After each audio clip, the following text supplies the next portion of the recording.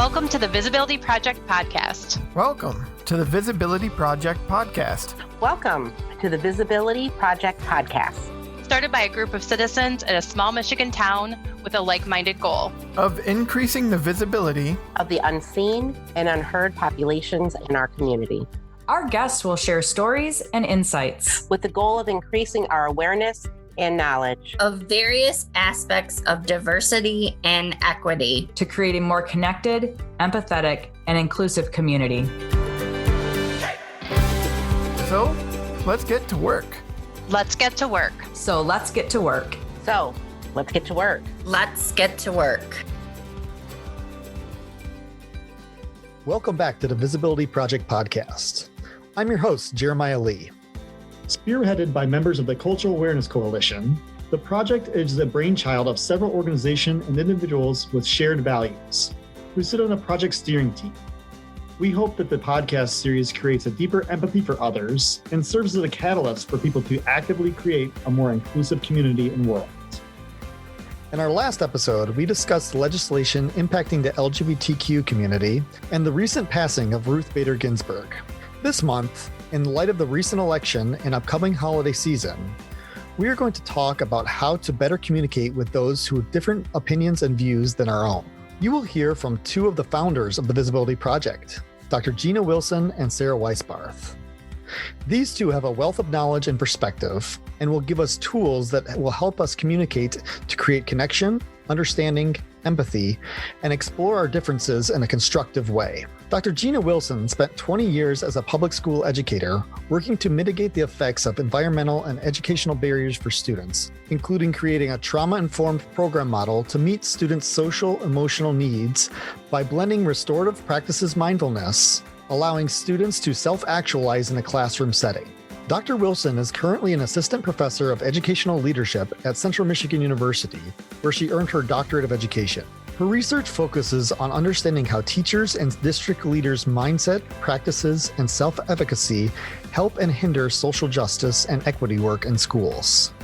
Sarah Weisbarth is a coach and facilitator in the areas of communication and leadership, working and serving with a variety of agencies including Our Community Listens, Midland Wellbeing Coalition, Self-Love Beauty, and others.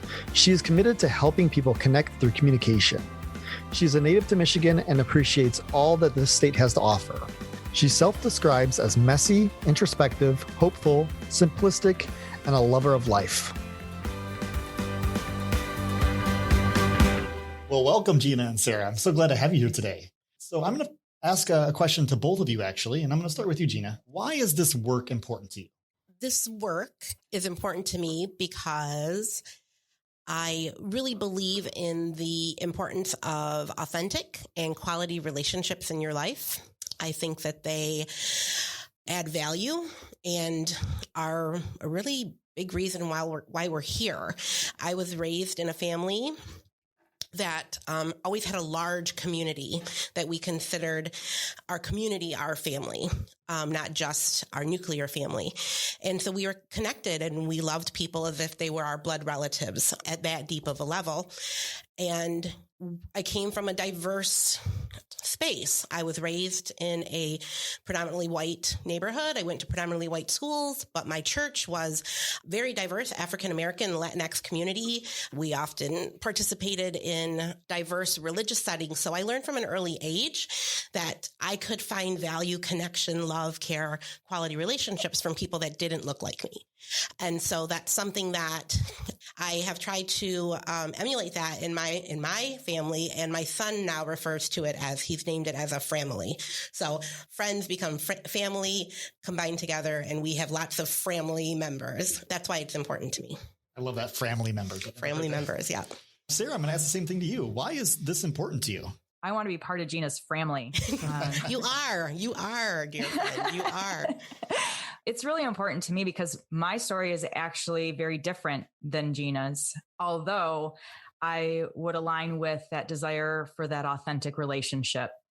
But it's motivated from a perspective of I didn't have that growing up. I didn't have close relationships with my family or friends.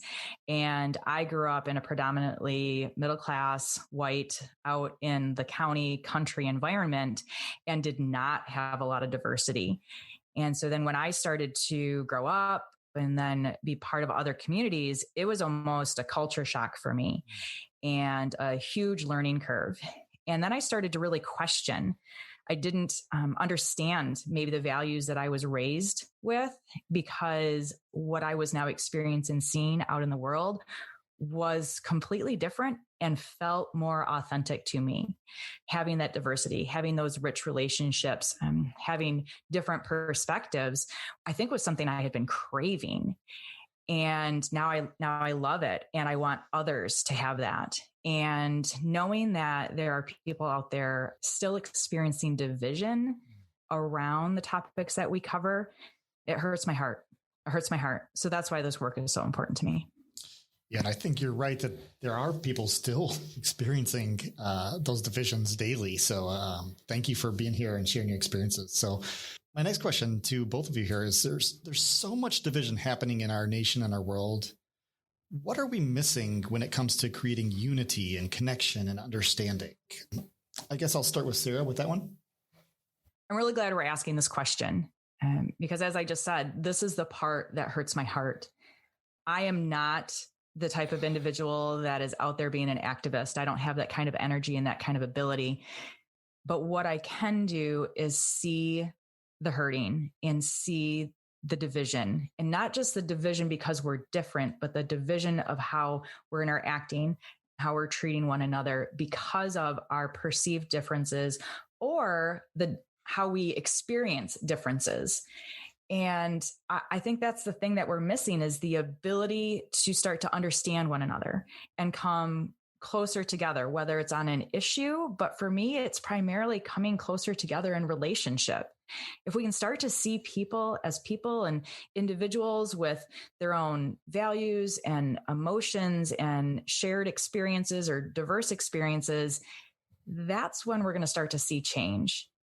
And I wish people would start to treat others like they would treat their mother or their child or their grandparent, and look towards those ways to connect and understanding because of relationships. Building off of what Sarah said, because I agree with everything she said wholeheartedly, is that when we close ourselves off to connection and relationship, it's just such a lost opportunity. And so when you hold someone, whether it's because of you or perspective or experience, as different, and then you judge that different as you add value to that different, like they're different, so therefore they're bad because I'm good, or they're, just that we create those binary spaces that we exist in and we add value to them. So then we can't see them in anything else but that negative space that we've created for them, instead of just saying they're different and it's a different that I'm not aware of and it's different from mine. And then making the choice, instead of adding judgment and value, negative value, to say, I want to learn about it. Let me get curious. Let me seek knowledge. And there's lots of different ways to do that. I mean, I think the best way is to just engage in a conversation, make a human connection, but there's also ways to, read a book about that experience that you think you're unfamiliar with, or read an article or listen to a podcast about an experience that maybe you have a curiosity around, or you have found that there's like a knowledge lapse. And that doesn't add, like, if you don't know about someone else's lived experience, that doesn't make you bad. It doesn't make you less of a human. It doesn't make you uneducated. It means you haven't experienced that or come across information to shed light on it. And so let's make the choice to do that ourselves. And so it's really making that intentional choice that when I encounter different, I'm going to do so without judgment and without placing a negative value on it, but instead interacting with it in a curious way. Powerful stuff. Thank you, Gina. So my next question to both of you here is, so we all know people and often care about people whose knowledge and experiences or opinions or views are very different from our own. So how do we find a way to share our different vantage point in a way that we can learn from each other. Gina, do you want to lead us off on this one? Sure. I come from so I'm going to give you my labels on what people may see when they see me, that depending on their vantage point could bring negativity or positivity. So I am a Mexican American. I'm a part of the Latinx community. I'm a female. I have dark hair, darker complected. My husband is African American. My daughter has a disability that sometimes can be visible depending on what she's trying to participate in. So any of those things that we carry as we walk around the earth, depending on how they are received, can be received or perceived in a negative way or a positive way. It's not a responsibility. I have the choice to assume that people are always going to receive me in a negative way and have my defenses up and be waiting, in defense. I also have the choice to assume the best of people. And I tend to reside in the benefit of the doubt for two reasons, and they're very selfish. One is because I could not live in a world where I assumed the worst of everybody I was going to encounter. That would be a horrible existence. And two, because I think then I'm emulating what I want back. So if I'm, open and, smiling and friendly and helpful, right, in moments of, micro interaction as I endeavor, the world, I'm hoping that is then what I receive back. Sometimes I do, sometimes I don't. And then I have the choice as well to say, why didn't I receive that back? And I could again go into the negative thought spiral of it's because I'm Mexican. It's because my husband's Black. It's because my daughter's disabled. It's because all of those things I carry in my viewpoint, in my optic. Or I can say, wow, that person must have been really busy. Or that person didn't see that I smiled at them. So again, it's my choice on how I receive what they put out. And I'm always going to receive it in the benefit of the doubt until I know differently. I'm just going to jump right in. It's really intriguing to think about how we label things we see, and whether that's from a visual that we see of people or whether it's from a behavior they exhibit. But we tend to judge and we tend to label the things that we see. And what I hear you saying is coming from a different perspective, or being willing to see the perspective of another, is really crucial. And then how do we communicate so that we can come to some sort of understanding? And I think if I had to directly answer this question, Jeremiah, it would be about, well, how are we communicating towards understanding? How am I slowing down to listen to someone else, to hear their perspective, just like Gina has really just kind of mapped out, like, how do I stop myself from forming that judgment, and then listen to them with that curiosity, which I think we're going to mention a lot of, wow, I wonder what's going on for them. What is their experience like? How does that relate to my experience? How can I then share my experience with them in a way that then we can start to create connection?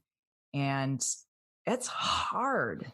And I'll just be honest with our audience. There are moments where I'm like, why do I always have to be the one, right? Why do I always have to be the one to like dial back and slow down and figure out how to listen and notice the judgment that's happening in myself and get curious with that, and then set it aside and recognize that that's not the person I want to be, because I too don't want to live in that world that Gina described, of just always wanting to have that negative perspective of people. I always want to assume the best, yet that can be very wearing when we're experiencing so much negativity and so much judgment and energy. I don't know how to describe it, like this intense energy about almost wanting to maintain the differences, or wanting to maintain this position of being right, or wanting my perspective to be heard more than yours. And so I think for me, it's about slowing down, being aware, really listening to understand before I move into speaking so I'm understood. Well, and Sarah, I like what you said about being right, because I think that context often comes into play. Like I gave the example of me, running, coming across someone someone who's a stranger, right? Not even an acquaintance. And then, maybe being in control of my perception, right, of that stranger's interaction with me and my family. But sometimes we really get engaged, locked in with someone that we care about, that we already in an existing relationship with, that has a counterpoint or a counter viewpoint, that then we get focused in on that right and wrong, right? I'm right, you're wrong, and that's where I think it becomes difficult because we care about that person. And I know for me, I push the hardest to influence that person's opinion when I love them the most, because I don't want them being viewed in a way. Yeah, I want people to view them in the way that I view them. And I know if they're communicating about, a vantage point that maybe could be viewed as harmful or damaging or racist or ableist or any of those labels that we're giving viewpoints these days, I'm like, people aren't going to know you. Like when you say that. So I push even harder, like I need to be right because I'm saving you from this viewpoint. So you kind of get into that self-righteous space of like, I'm doing this for the good of you and for the good of mankind. I must fight your viewpoint. And that becomes very difficult because when you're in that stance, and I have found that when I've been in that stance and fought the hardest, it has been with those that I love the most, but it also has been my least effective because I am justifying by any means necessary to change this opinion, which has affected negatively good, long-standing relationships. Thank you both for that. And Sarah, I can't forget that listening, not only listening, but listening to understand. I think that's so powerful. And so my next question is kind of add on and a follow-up to that is, so it seems like differences are impacting these relationships. People are ending relationships instead of creating opportunities that come close together, kind of like you mentioned, Gina. So how do we learn to listen while speaking to be heard? And I think that's kind of what we were just talking about. I mean, how can we learn to listen and to understand while speaking to also be heard? I think for me, it's about this concept of acceptance. And I want to make really, really clear. I feel like there are behaviors, there are actions, there are systems in place that are unacceptable. And I would never want people to feel like that when we talk about the spirit of acceptance, that we're suggesting, well, just deal with it. You just have to be okay with it. Exactly. Acceptance for me is about how do I accept the person, even when I find a behavior or a situation or a system unacceptable. How do I pause and look at that individual and say, just like Gina was talking about, like, I want to be in relationship with you. I don't want to lose this relationship, but I fundamentally can't be okay with this behavior. But I can choose to maybe see you where you're at and accept you as a person. And it's so difficult to tease those two apart and say, well, I'm not okay with this behavior or the situation, but I still want to figure out how to be in relationship with you and accept you as an individual and where you're at. Because if I can do that, then I have a chance, right? Then I have that chance of like maybe influencing or bringing my perspective in such a way that that individual can grow and shift. And this is, again, it's incredibly hard. I have many people in my life that share a very strong opinion that's different than mine. And much like Gina was saying, like, I don't want people to see them that way. And I don't want people to see me that way because of those people in my life. And I have to just hold on tight sometimes when I'm listening to things that are just so counter to what my heart and my values tell me, and just see them as who they are in their own frustration, their, maybe anger, their own perspective from their own lived experience, even though it's so counter to what I, again, me talking about my needs and my values and my perspective, believe to be true. It's hard. I always feel like I've said it's hard 10 times, but I feel like for me, the work is on me. Like I'm the only one I have the opportunity to change.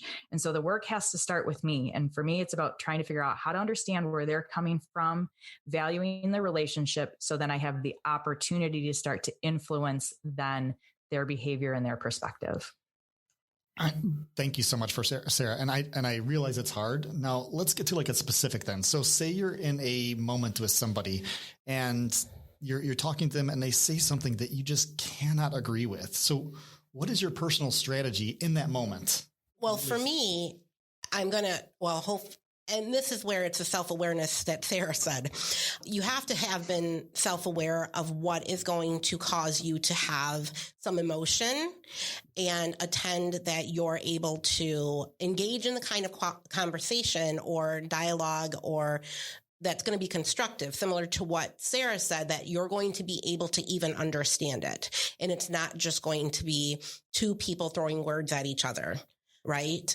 Because it seems that that's where we're at right now with a lot of it's just a lot of words being thrown to the air that are never landing in the ears or on the heart, which is where we want our words to land, right? In the ears, on the heart, then in the brain. So check yourself to make sure that you are able to be that impactful vessel, so to speak, of whatever counterpoint you're going to bring. And that's the work where you have to understand where you feel strong enough.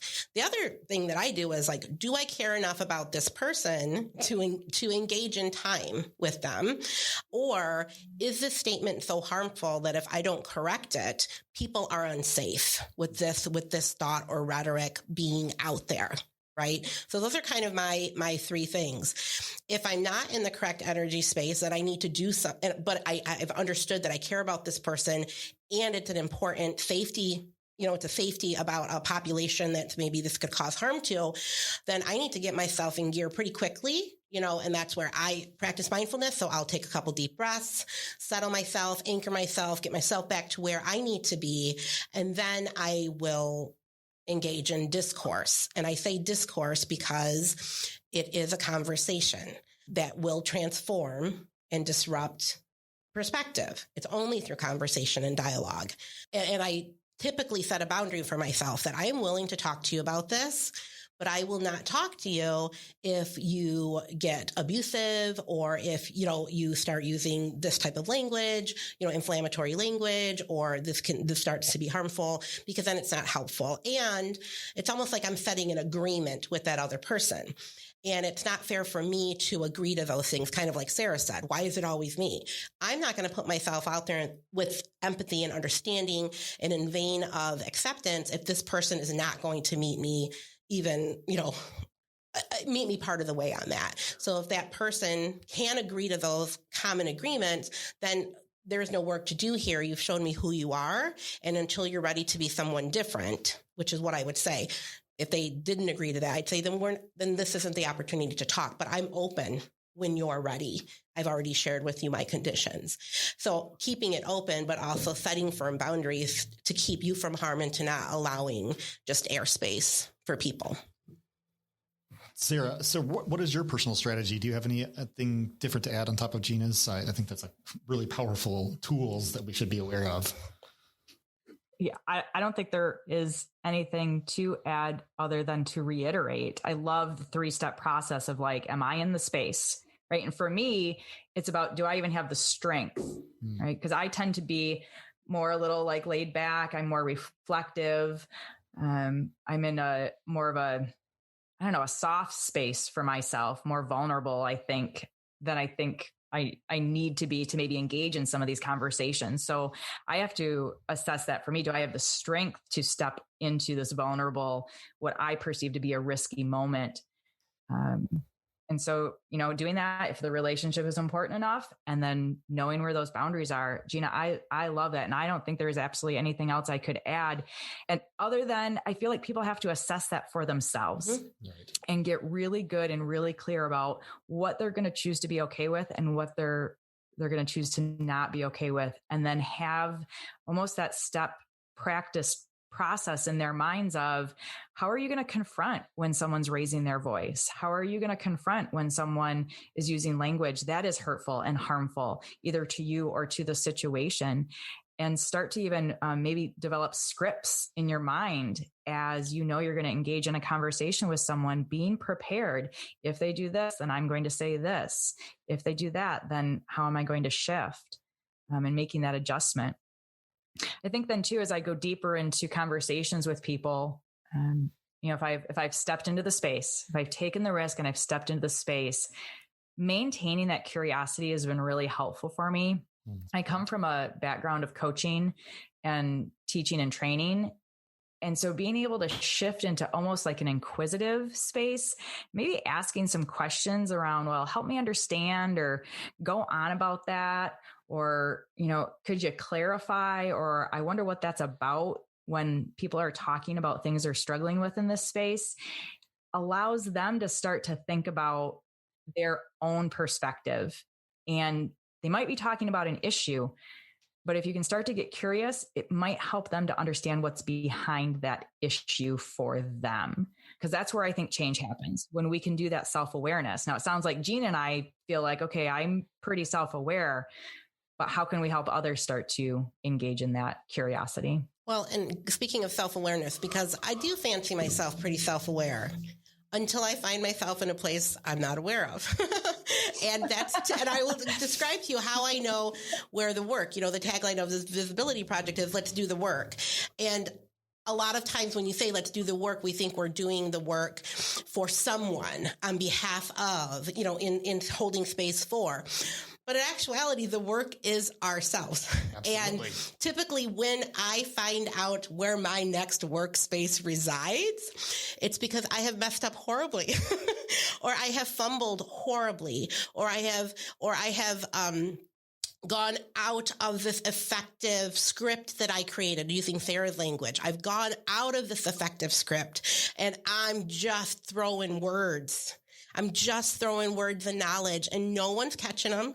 They're falling all over the floor. And so the self-awareness piece also comes with reflection, because go back and say, did my intent match the impact?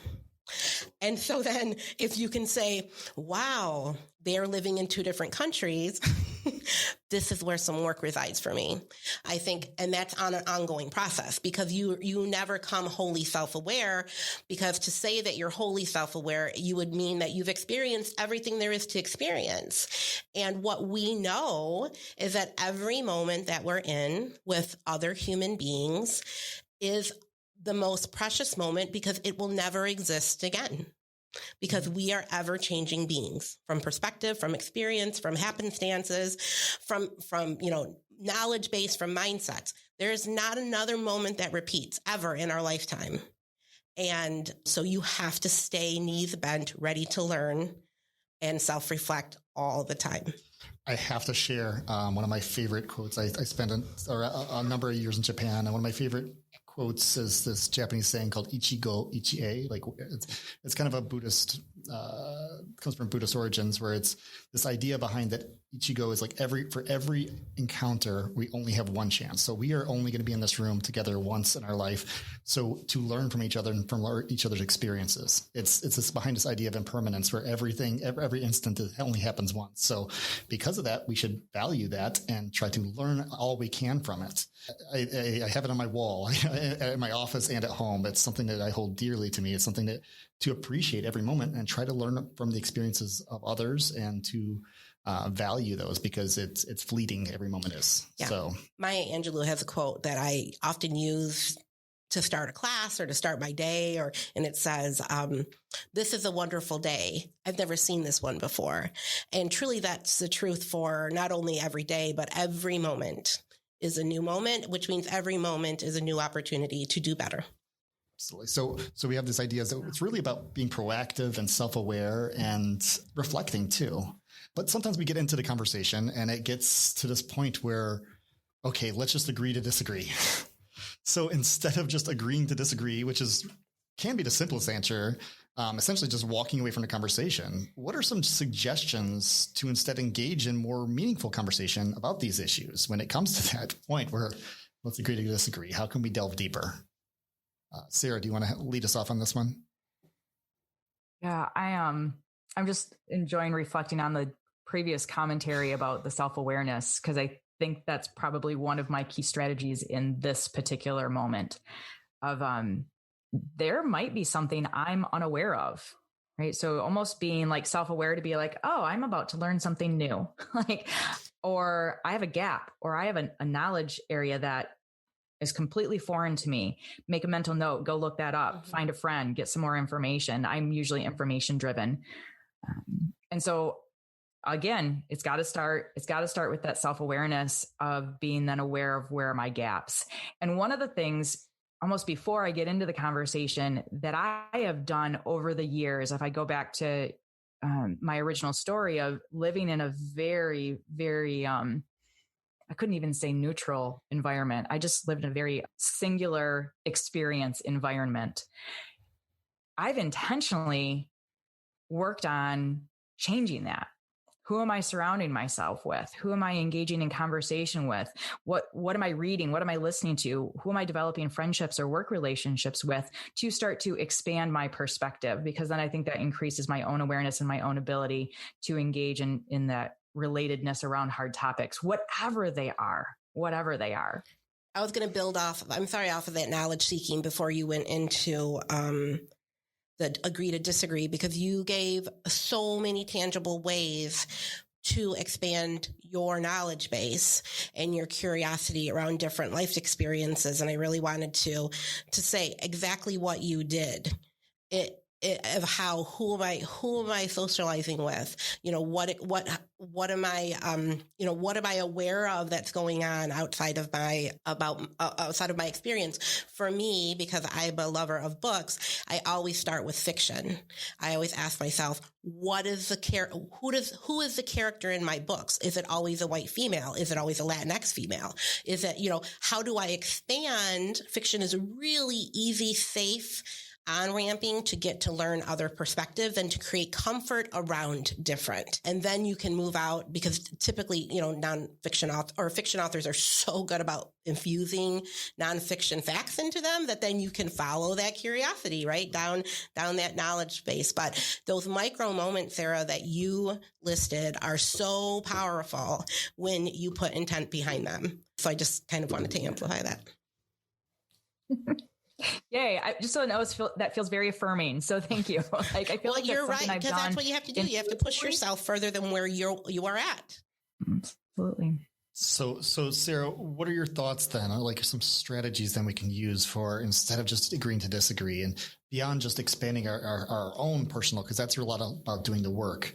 Now in these moments of conversation, how can we engage in these meaningful conversations instead of stepping away from the conversation? For me, it's courage. It's a courage to go into the discomfort maybe that I'm experiencing because I now have an awareness I'm about to learn some information about, or maybe it's going to be about helping someone else join in that.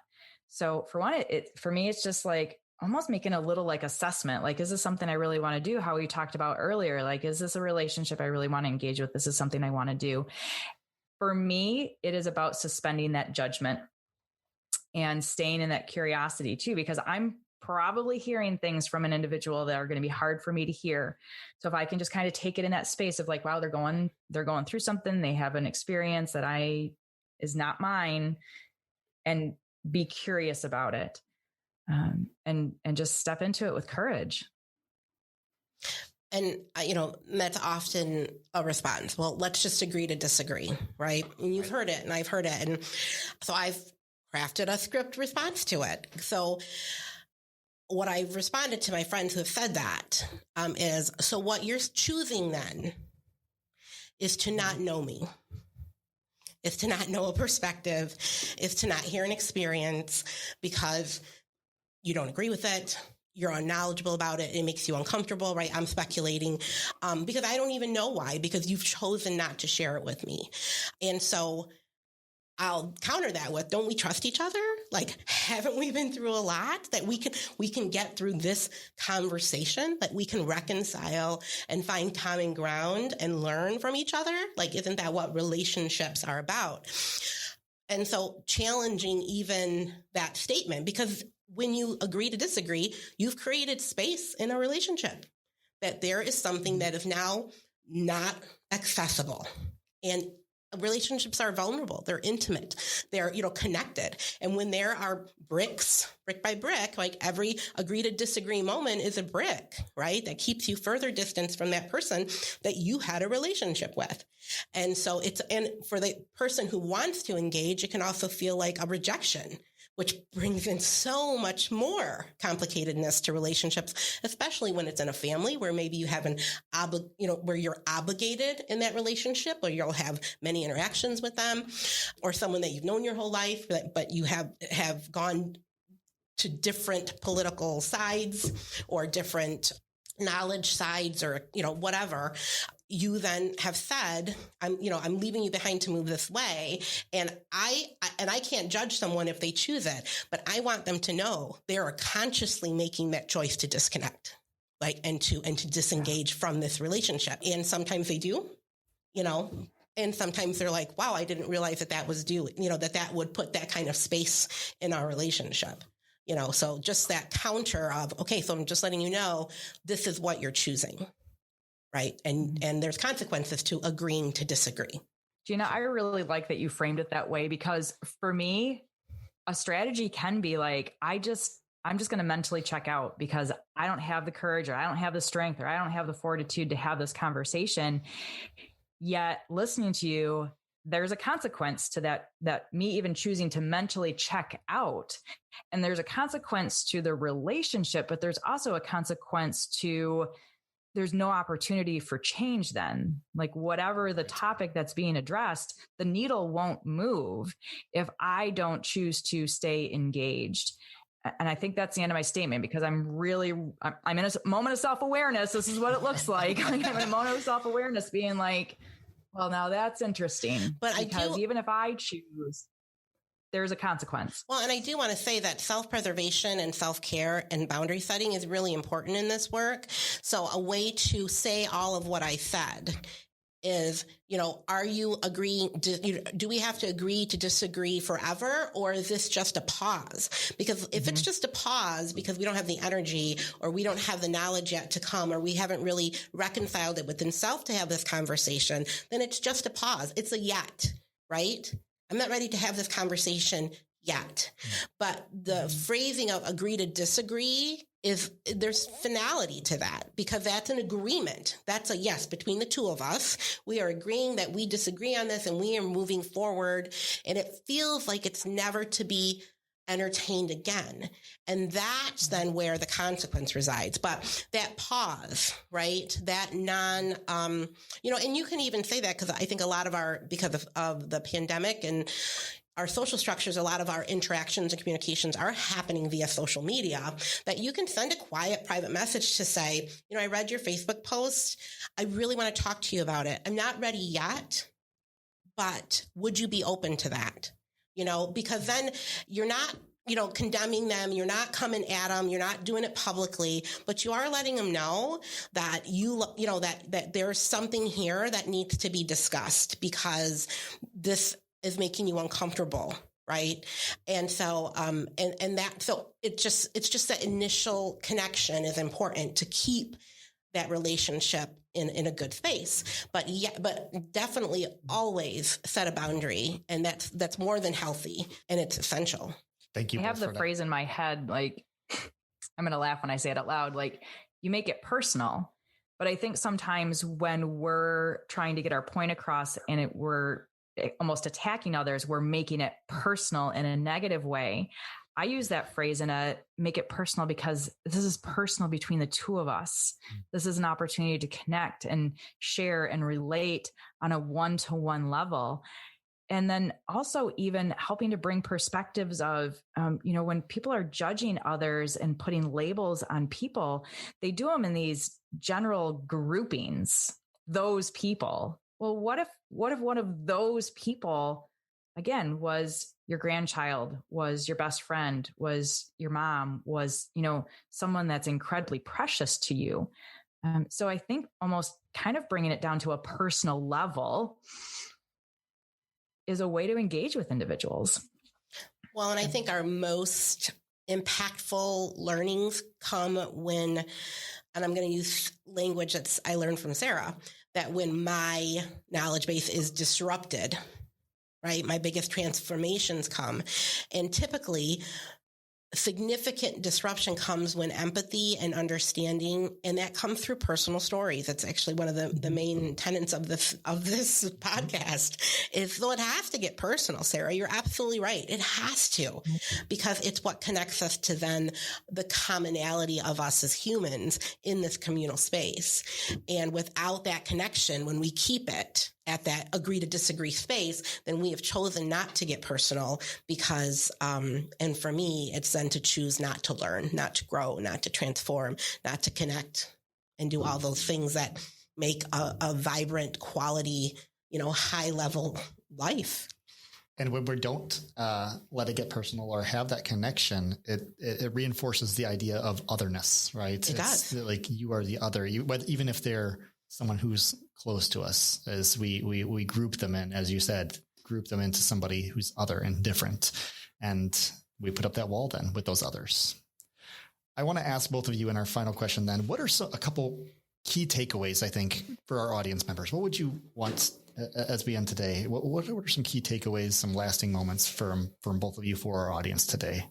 For me, it's always for the work that I do. So the things that I do is I try to make sure my mindset is in a good space, and that I'm receiving in non-judgment, and that I'm giving benefit of the doubt. That always giving benefit of the doubt, because that's what I would want, and receiving different in a non-judgmental way, and just really attending to my mindset when I'm engaging in these kind of difficult conversations. Sarah? I would build on that in all of that, I have a choice, right? Like I have a choice to engage. I have a choice to step back. I have a choice to confront. I have a choice to address an issue. I have a choice to become more connected with individuals. And so almost really exercising my power of choice is really impactful, because at the end of the day, the change has to begin with me. If I'm going to hope that others grow and change and that we create better understanding, that change has to begin with me. And so I have to make my choice.